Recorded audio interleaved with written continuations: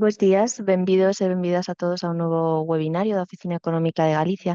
Comentarvos que hoxe abordaremos a temática da atracción e a xestión de talento nun novo contexto laboral, como atraer, como reter e xestionar talento nunha contorna laboral que está en transformación. Lembrarvos tamén que para xestionar cualquier dúbida de maneira máis individualizada tamén podes solicitar un asesoramento personalizado da Oficina Económica de Galicia. Ao largo do webinario vos iremos dando máis información sobre este servizo.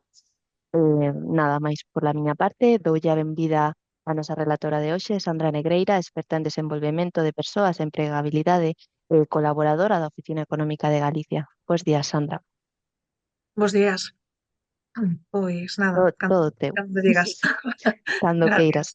Gracias. Pois nada, pois imos aló. Benvidos e benvidas a todos. Eu fixen unha pequena presentación para falar de este tema e convídovos, igual que vos estaba comentando a compañeira, que por favor vos sintades libres, vale, de preguntar o que queirades, porque haberá cousas que ao mellor xa no momento podemos deixar resoltas e haberá outras cousas pois que lle podemos dar cabida noutro momento, pero bueno, sempre estará ben poñelo en riba da mesa porque diso aprendemos todos. Decidín chamar a charla Atracción e xestión do talento no novo contexto laboral porque creo que é moi acaecido. Estamos vivindo un momento de cambios e eses cambios hai que saber xestionalos e hai que saber lidiar en moitos casos con eles. No contexto político internacional xa non vou entrar, non é materia do tema, pero evidentemente todo influye e todo confluye para que tamén o contexto laboral se vexa afectado e evidentemente as relacións laborais e persoais tamén teñan ese grado e ese componente de cambio. Eh, Vou pasar, aquí está. Preparei este pequeno índice, empezar arrancando falando do cambio de paradigma para pasar a falar desa atracción de talento e tamén da xestión. Faremos unha breve pincelada da intelixencia artificial, pero sobre todo vamos poñer foco nas conclusións final do que nos dá tempo nestes 25 minutos máis ou menos que é o que teño previsto compartir con vos. Do cambio do paradigma, pois, bueno, evidentemente lanzovos aquí unha pregunta que quizás sexa un pouco provocadora para arrincar, pero creo que é donde está o foco, non? De todo isto que nos trae hasta aquí. Se eu vos preguntase agora que é o que vos precisades máis nas vosas organizacións, si clientes ou talento, bueno, pois igual a máis de un e a máis de dous lle sorprendería a resposta. Non pretendo que a verbalicedes, pero sí ten que ser unha boa reflexión, porque sempre a forma na que xestionamos persoas está condicionada pola forma na que se produce o valor. Estamos nun punto de inflexión que iramos ou non que iramos. Evidentemente, telo na cabeza danos unha ventaxa competitiva que é moi necesaria ahora mismo. En canto a atracción de talento, pois evidentemente as cousas non funcionan como fai 100 anos, tampouco funcionan como fai 20, nin como fai 10. Daquela había un momento no que ti podías poñer unha oferta nun dos portais de emprego e as candidaturas chegaban a ti. Pero hoxe en día a realidade é que traballamos nun mercado global e incluso estamos nun punto, vos o sabedes, no que non é que eu marche a traballar a Boston e que eu podo estar vivindo en Tria Castela e estar conectada e estar traballando na miña empresa que está ubicada físicamente en Boston. E iso fai que teñamos aí igual algún o ven como unha debilidade. Eu creo que temos unha fortaleza por vivir donde vivimos que todavía non estamos explotando o suficiente. Sí, perdón, teño un pouco de carraspera, pero sinto. Sí é certo que a nosa empresa é un produto e temos ademais en Galicia que vender ese proxecto de vida. Temos unhas condicións moi boas que fai que as nosas marcas como empregadores sean atractivas. Sí é certo que hai unha componente na que as empresas todavía teñen un punto de humildade tal vez excesivo, porque eu son consciente e coñecedora de que en Galicia se están facendo cousas moi ben. Sin embargo, non o estamos sabendo vender, non o estamos sabendo extrapolar. E non só iso, digo máis, sabemos que temos un tecido empresarial formado maioritariamente por pemes. As pemes teñen un valor competitivo superalto, non todo o mundo quere traballar nunha gran empresa e as grandes empresas, inda que non o pensedes así, non poden aportar o mismo valor que pode aportar unha empresa pequena, donde logo falaremos, pero donde todo se ve dun xeito diferente para o bo e para o malo.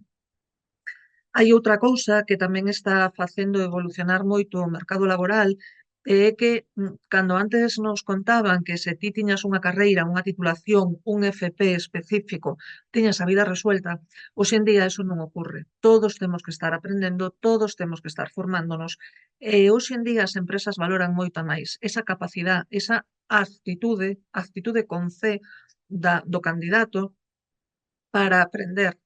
Moitas veces non nos pode frear que unha persona non teña unha titulación específica. Se ten unha boa actitude, todo se pode aprender. E ademais témolo xeito, porque hai formacións que cada vez son máis en aula virtual, temos webinarios, temos formacións online, a formación está moito máis aberta e nós somos moito máis permeables a acadala. Por tanto, é outro dos pilares, non? Que históricamente tiñamos, que era esa formación, que hoxe en día é moito máis flexible e fai que o realmente importante xa non sexa tanto o título, senón a nosa capacidade e a nosa curiosidade como traballadores de querer facer cousas.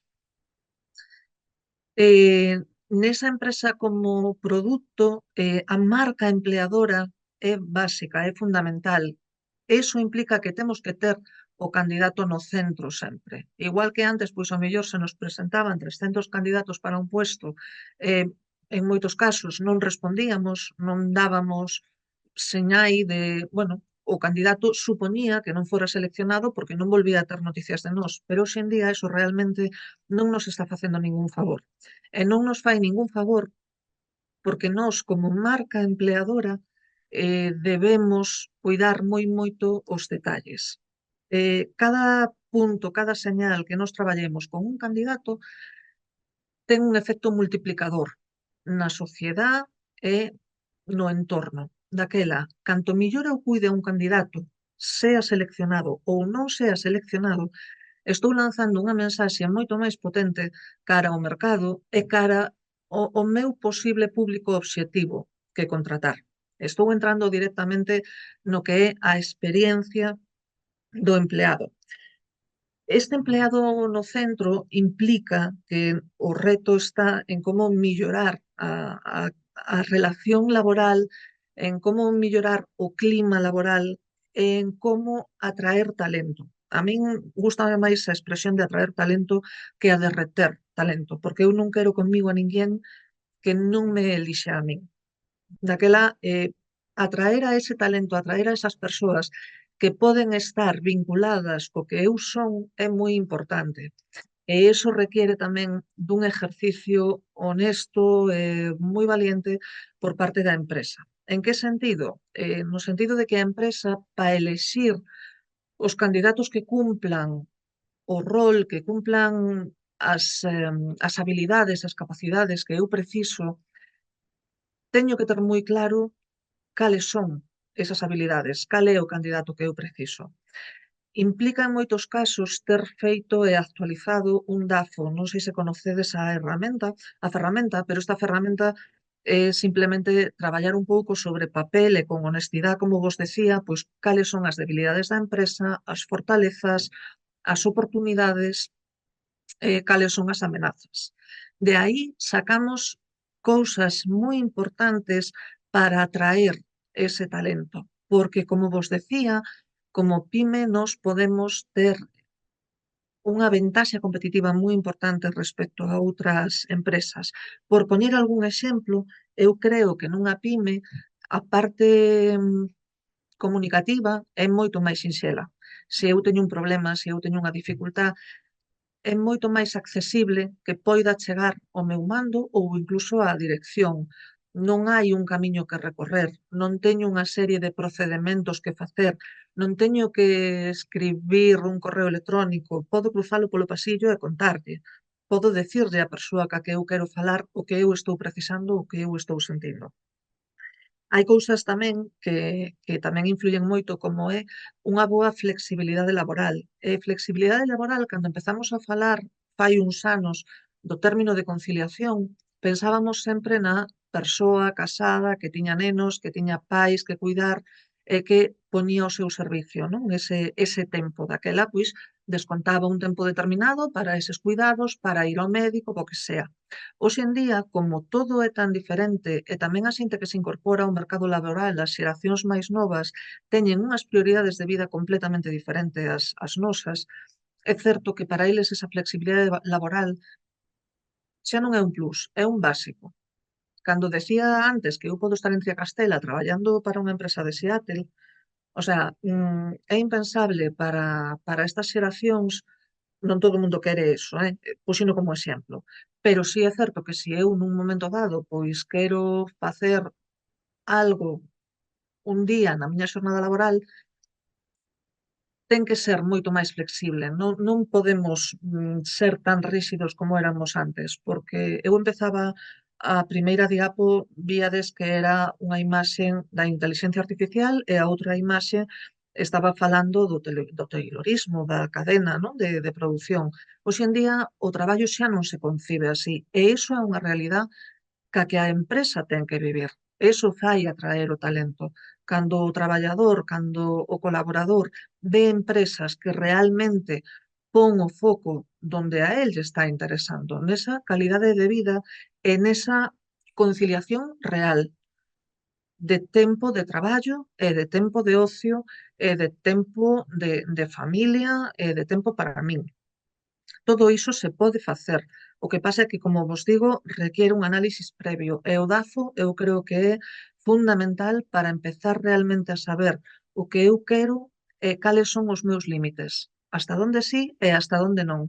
Porque iso tamén vai facer selección natural de persoal. Cando empezar a facer isto? Xa, onte tiña que estar empezado. Canto antes empecemos, antes vamos a chegar á xente que nos queremos chegar. Daquela, eu convídovos a todos porque creo que é unha ferramenta que todos temos ao alcance da man e despois todos temos dispoñible dun xeito super evidente e moi áxil.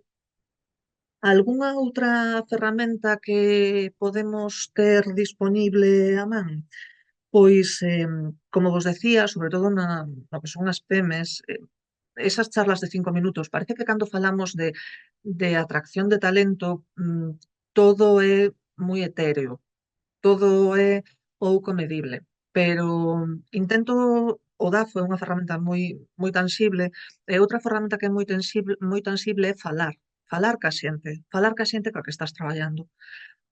Digo no sentido de que ao mellor eu non teño unha hora para facer unha, un desempeño de competencias, unha enquisa de desempeño de competencias. E non teño unha hora para sentarme con alguén e ir punto por punto vendo o que si fai ou non fai.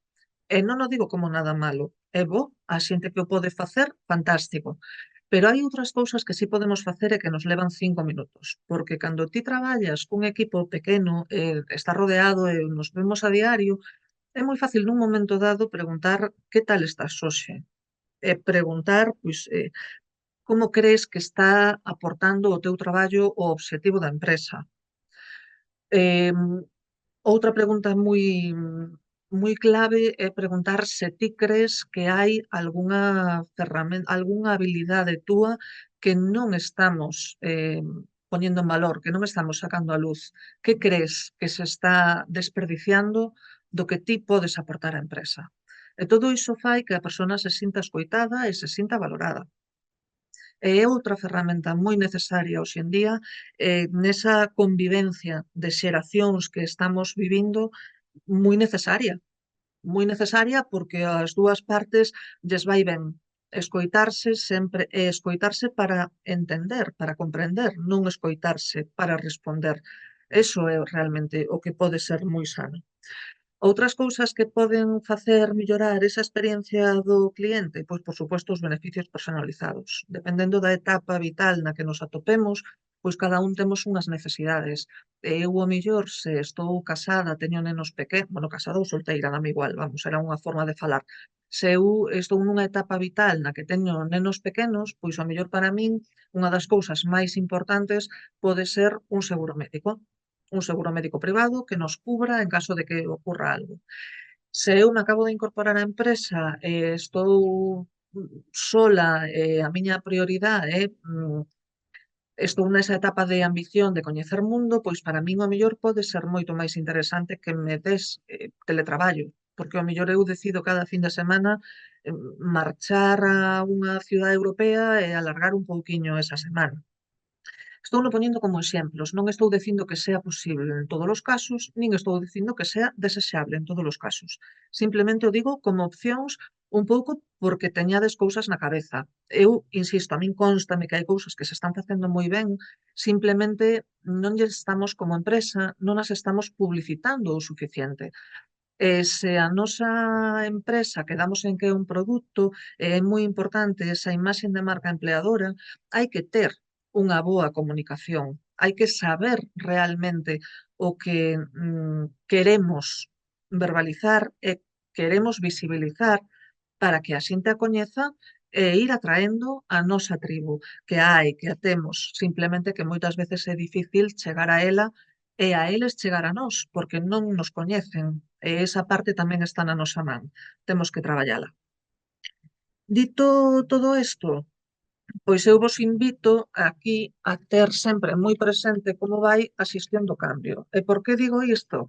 Porque as ferramentas das que estou falando son moi sinxelas, pero sí supoñen un cambio na empresa. Sí supoñen estar dispuesto ou estar dispuesta a facer cousas que son novas. E todos os cambios que nos veñen de algún xeito impostos mm, costan. Daquela, un mini test tamén, non é para responder agora, por suposto, pero sí para que vos o teñades moi presente, vale? Que cal é o noso primeiro impulso cando se propón cambios na organización? Si é pensar nos riscos ou é pensar nas oportunidades. Se considero que os cambios que afectaron a miña carreira profesional serviron para aprender, para mellorar. Se sinto que tiño ferramentas suficientes para adaptarme aos cambios que xurdan na miña contorna laboral. Se adoito compartir dúbidas ou resistencia ao cambio cos meus compañeiros, pero busco solución en lugar de queixa. Se creo que a miña postura pode influir positivamente ou negativamente no proceso de adaptación de outros. Cada un ca súa reflexión, pero é certo que o único constante é o cambio. Daquela, canto máis nos resistamos, pois posiblemente estamos perdendo un tempo valioso que, sen dúbida, outros están aproveitando.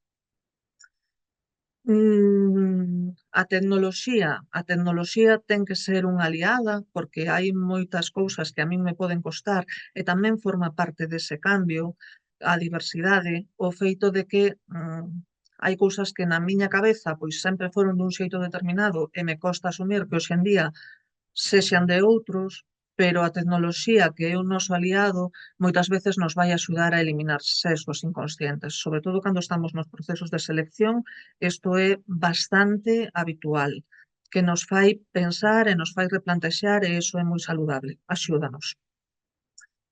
Evidentemente, a Oficina Económica impulsa que as empresas galegas se sean vistas como referentes de modernidade, talento, o sea, de estabilidade para atraer, para esa atracción de talento internacional, que é outra das vías. Hai moitas empresas que non teñen aquí man de obra cualificada que deciden utilizar esa vía e benvida sea, pero bueno, é unha opción, non é a única. En canto a xestionar, pois cada vez máis xestionar non é dar órdenes, o que se trata é de que o talento brille, e aí está a dificultade hoxe en día da xestión de persoas e por eso nos custa moito.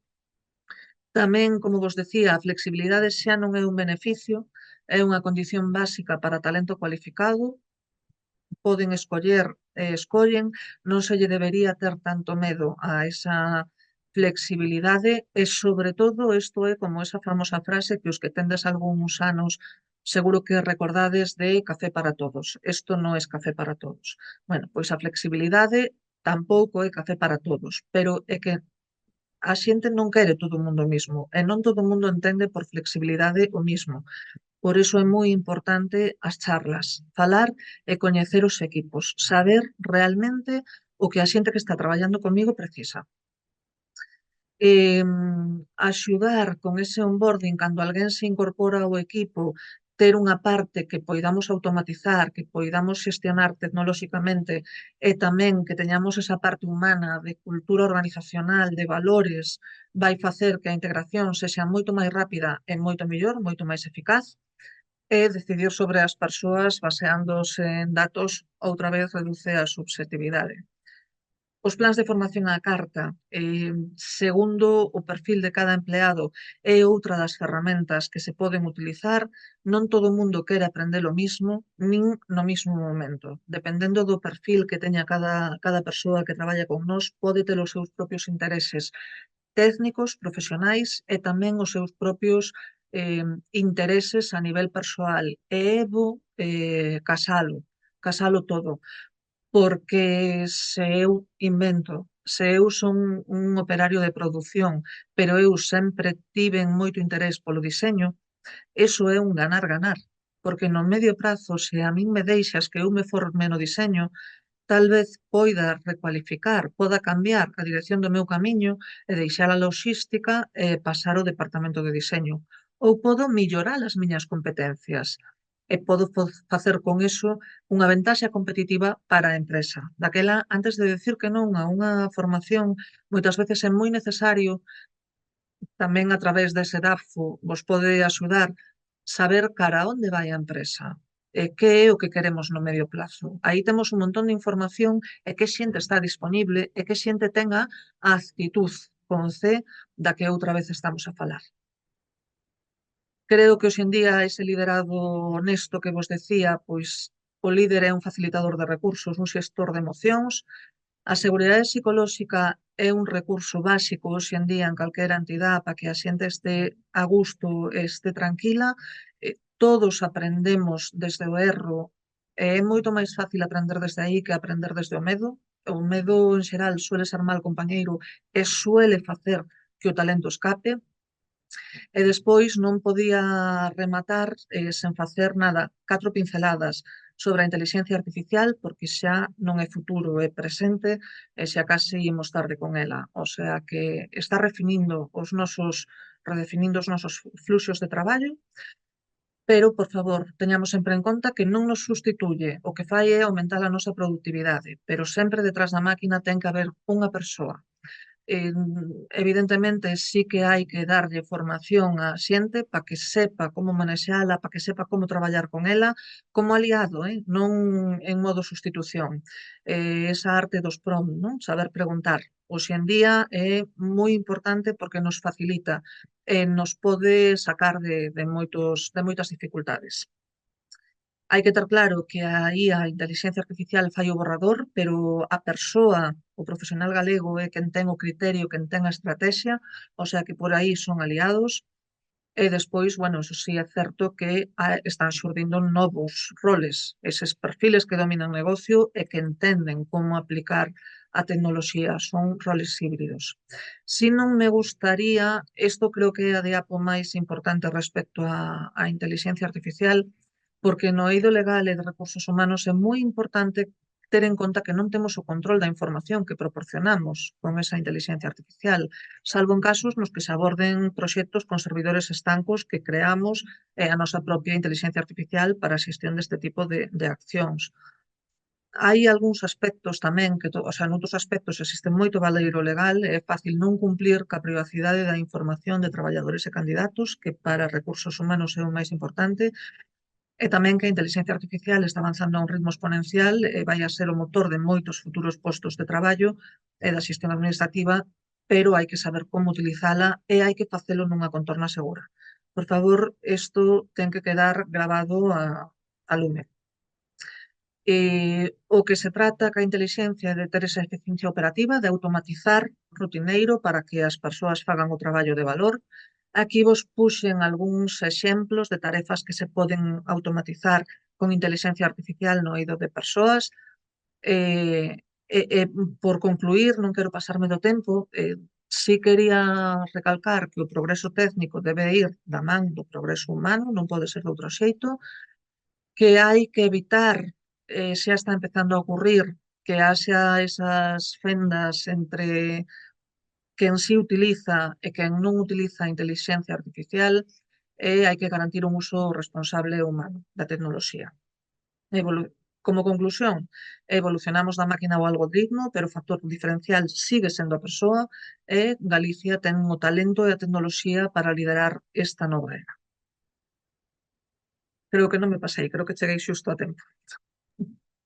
Sí. O tempo perfecto, Sandra, moitas grazas.